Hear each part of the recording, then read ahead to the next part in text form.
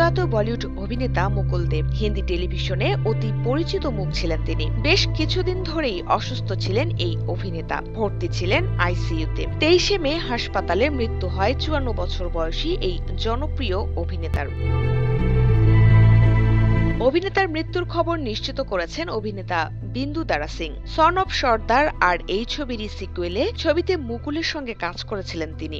Son of সর্দার, এক খিলাড়ি, এক হাসিনা, ইমেলা পাগলা দিওয়ানা সহ বেশ কিছু চর্চিত বলিউড ছবিতে দেখা গিয়েছিল এই অভিনেতাকে। সন অফ সর্দার 2তেও অভিনয় করেছিলেন অভিনেতা। শুটিং শেষ, আপাতত মুক্তির অপেক্ষায় ছিল ছবিটি।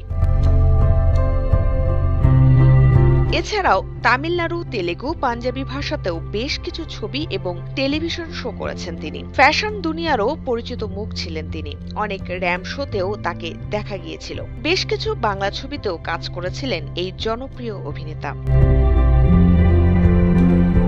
2011 সালে পরিচালক তরুণ চট্টোপাধ্যায় পরিচালিত বাংলা ছবি অভিসিন্ধুর মাধ্যমে টলিউড ইন্ডাস্ট্রিতে হাতেখড়ি হয় অভিনেতার। 2012 সালে জিৎ অভিনীত মেইনস্ট্রিম বাংলা কমার্শিয়াল ছবি আওয়ারাতেও খলনায়কের চরিত্রে বেশ প্রশংসিত হয়েছিলেন তিনি। আওয়ারা ছাড়াও জিতের সঙ্গে বচ্চন এবং সুলতান দ্য ওয়ারিয়ন ছবিতেও কাজ করেছেন মুকুল। এই দুটো ছবির পরিচালক ছিলেন রাজা চন্দ্র। অভিনেতার মৃত্যুতে শোকাহত পুরো ইন্ডাস্ট্রি সহ পরিচালকরা।